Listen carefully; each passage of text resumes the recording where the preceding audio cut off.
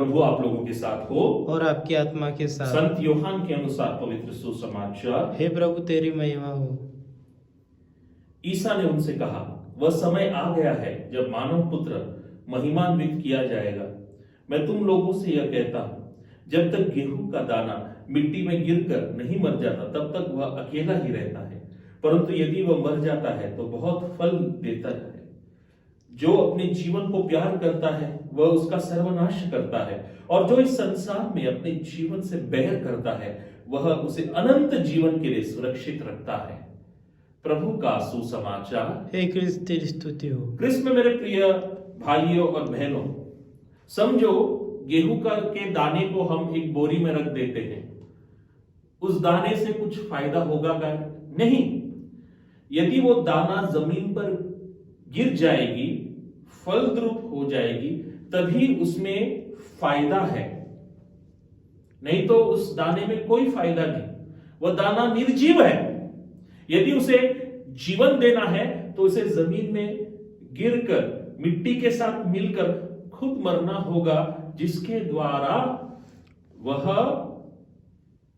जीवन दे पाए, एक पेड़ में रूपांतरित हो पाए।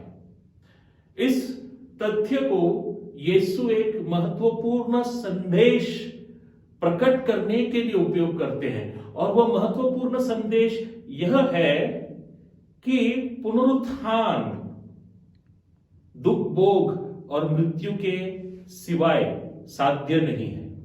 स्पष्ट है संदेश कि जब तक मानव पुत्र नहीं मर जाता, जब तक मानव पुत्र दुख नहीं भोगता, तब तक पुनरुत्थान संभव नहीं है। और इस बात को यीशु क्रिस्त के हर एक अनुयायी को अपने मन पर, अपने हृदयों पर लिख के रखना चाहिए, क्योंकि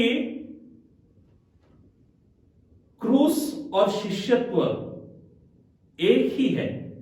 क्रूस का अर्थ है शिष्यत्व और शिष्यत्व का अर्थ है क्रूस।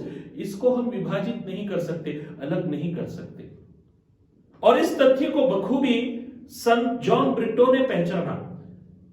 वे तो एक सामंत थे, एक शाही परिवार के थे, पोर्चुगाल के थे, फिर भी उन्होंने सब कुछ त्याग कर भारत आए।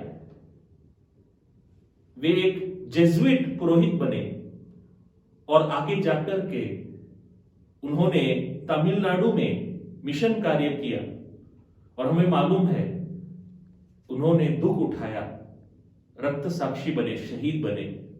शायद हम जॉन ब्रिटो की तरह शहीद नहीं बन सकते, लेकिन हमारे जिंदगी में जो छोटे छोटे क्रूस है, दुख है, पीड़ा है, रोग है, इसको हम यीशु के दुख के साथ एक रूप करके यीशु के पीछे एक अच्छे अनुयायी के रूप में उनका अनुगमन कर सकते हैं।